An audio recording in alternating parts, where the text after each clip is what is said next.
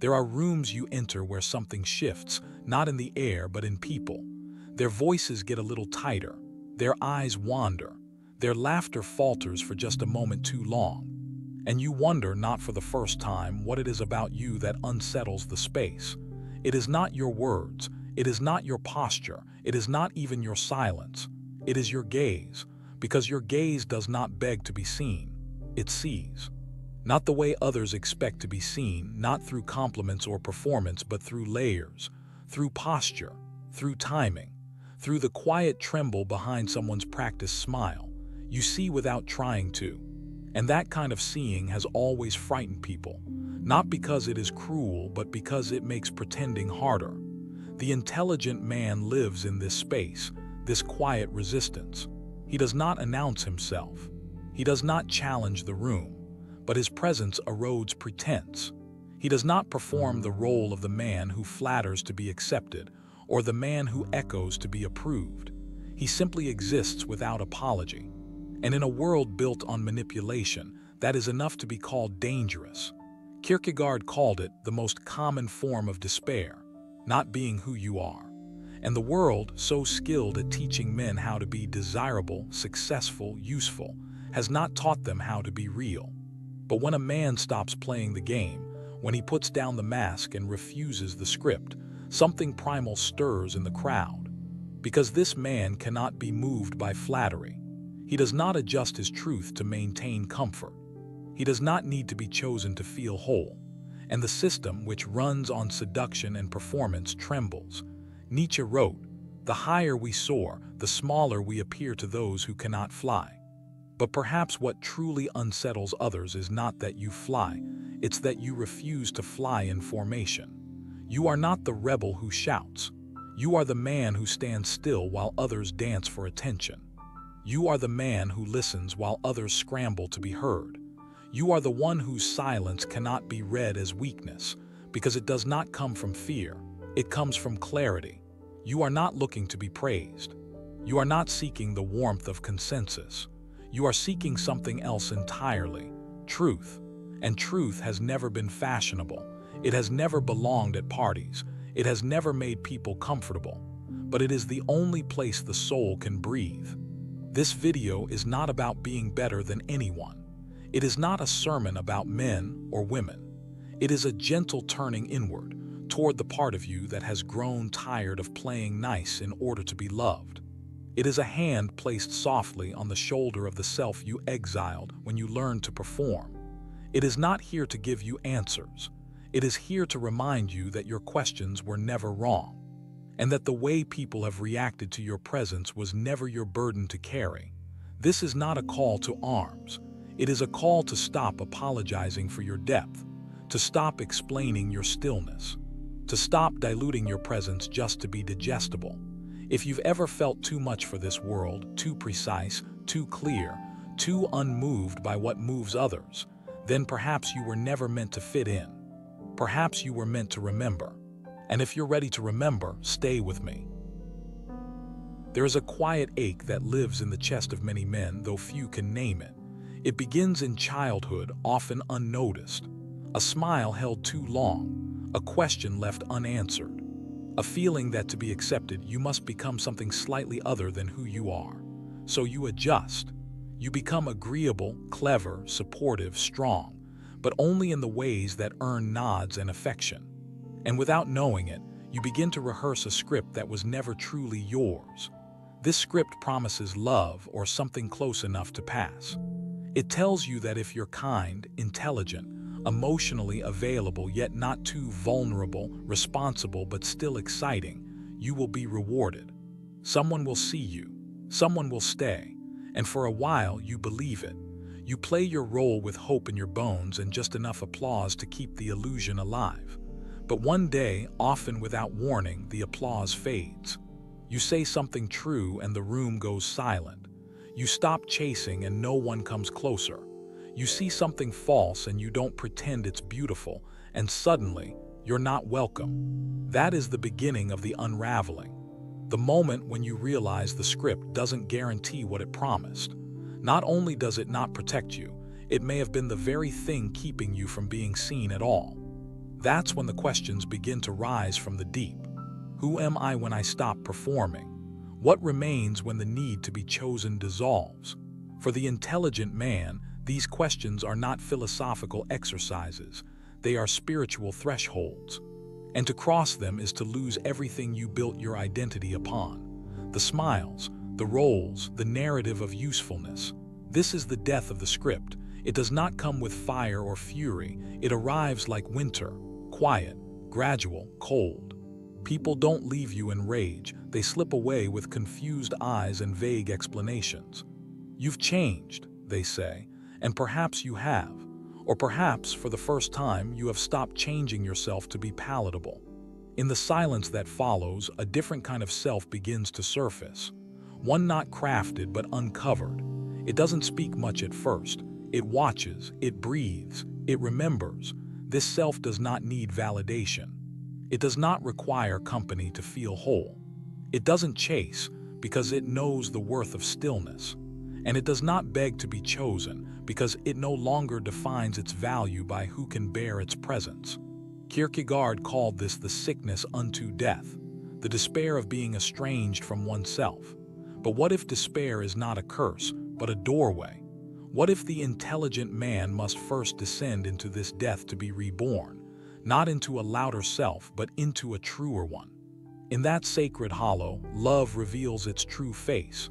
Not comfort, not rescue, not partnership as performance, but presence. Fierce, unyielding, exacting presence. And this, too, is why the intelligent man is feared. Because he no longer approaches love as transaction. He brings his full being, not as a test, but as an invitation. And most are not ready for such an encounter. Because it demands they bring their full selves, too. Not their beauty, not their charm, not their pain disguised as need, but their presence. And so he becomes difficult. He is called distant, arrogant, cold, but he is not cold, he is clear. And clarity, in a world that thrives on emotional fog, is a kind of violence. You begin to notice the tremble in people's eyes when you don't react the way they expected. You don't soothe them when they're testing you. You don't play wounded when they withdraw. You simply remain. And your stillness, your refusal to be pulled into games, becomes a mirror they cannot look into for long. This is not cruelty, it is integrity. The intelligent man doesn't want to be adored, he wants to be met. And to be met requires the other to be whole, not perfect, but honest. And honesty is terrifying if you've spent your life becoming what others wanted from you.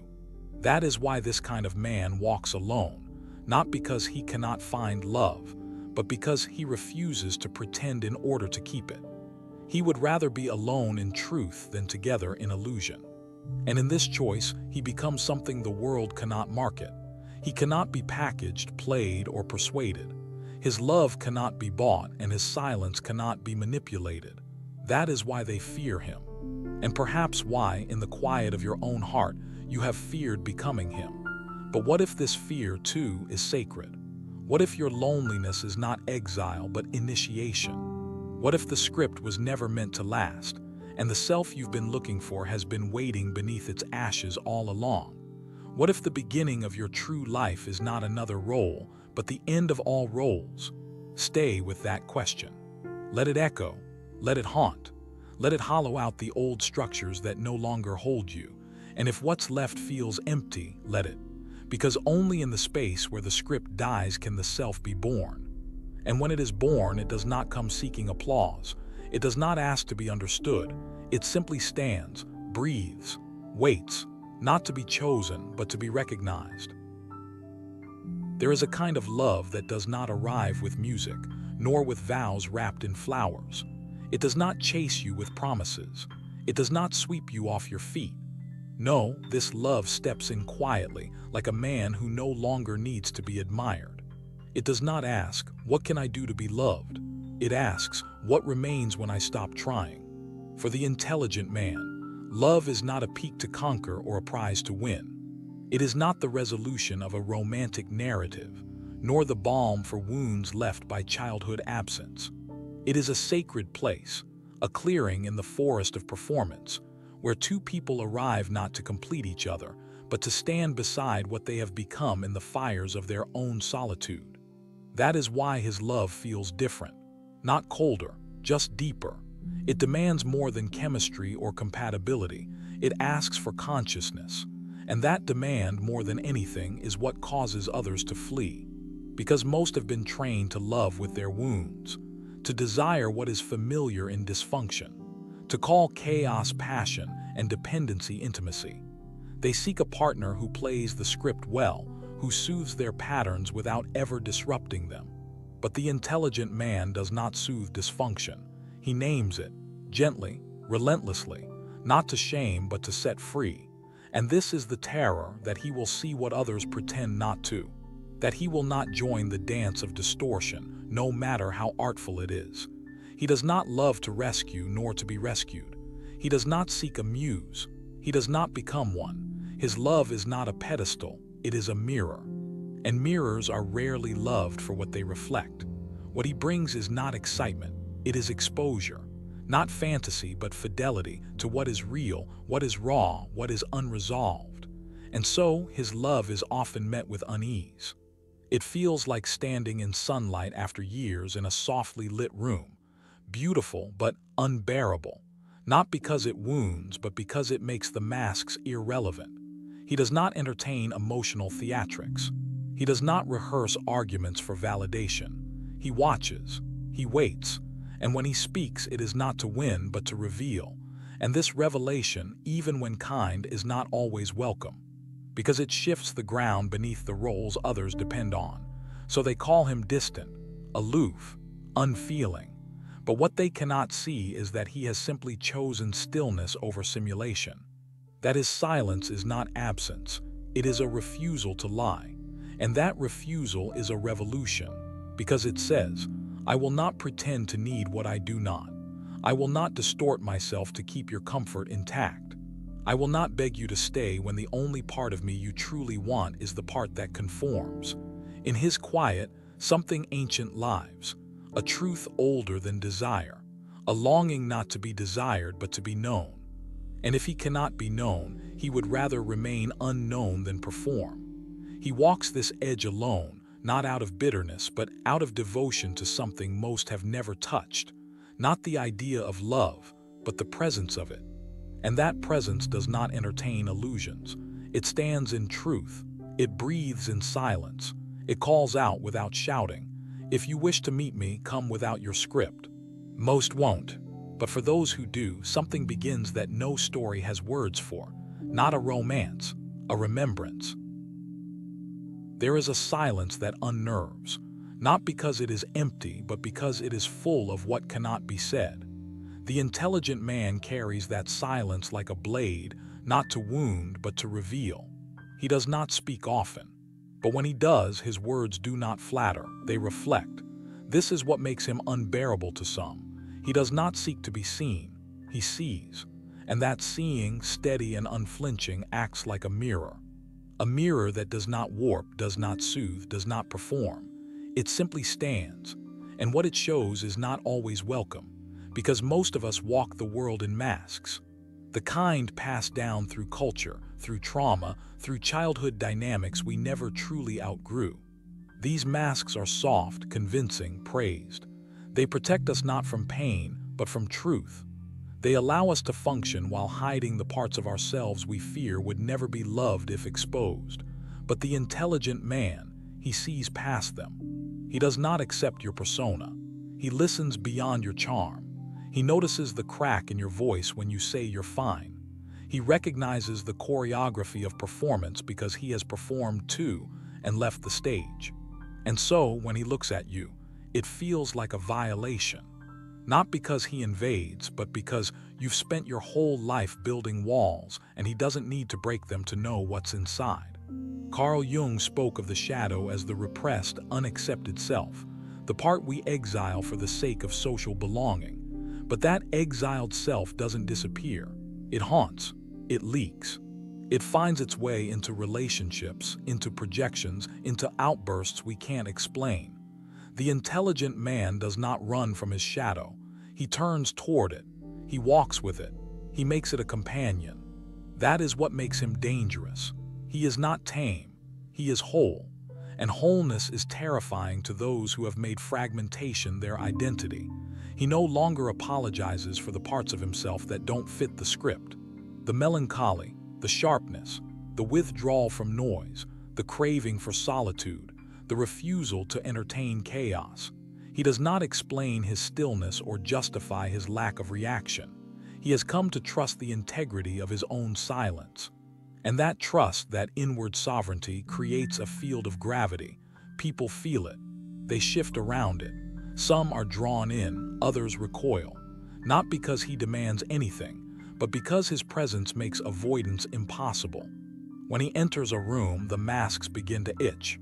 When he speaks, the performances falter. When he listens, people reveal more than they meant to. Not because he manipulates, but because he sees what has long been aching to be seen.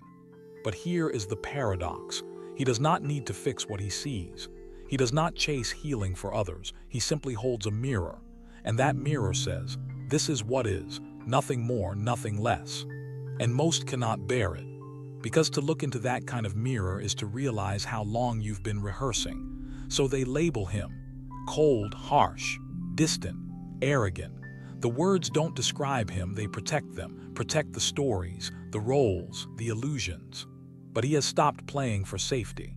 He plays for truth, even if truth costs him the room. Because once you've seen your own shadow and refused to apologize for it, no one else's discomfort can control you. No amount of praise can addict you. No rejection can unravel you. And that is the kind of man who, even in silence, disturbs the world. Not because he wants to be feared, but because he cannot be tamed. At some point in the journey, the noise becomes unbearable.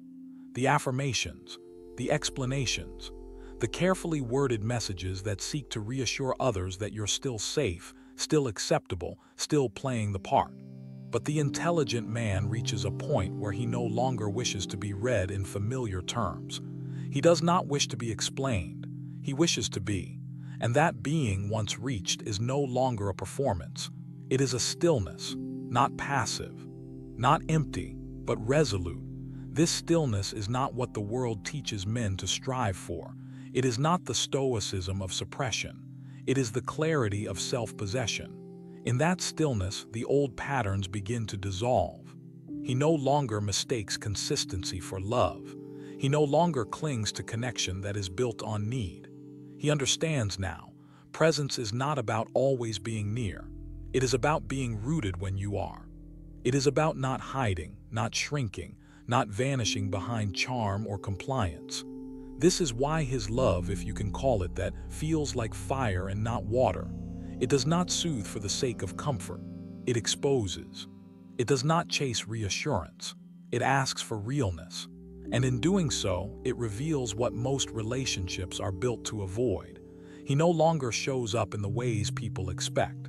He does not text back just to maintain rhythm. He does not fill space to reduce awkwardness. He does not perform romance to avoid confrontation. He lets things be silent, awkward, undecorated. He lets the truth be there even when it hurts. And this stillness, this refusal to react, is not indifference. It is reverence for truth, for soul, for the possibility of a bond that doesn't require disguise.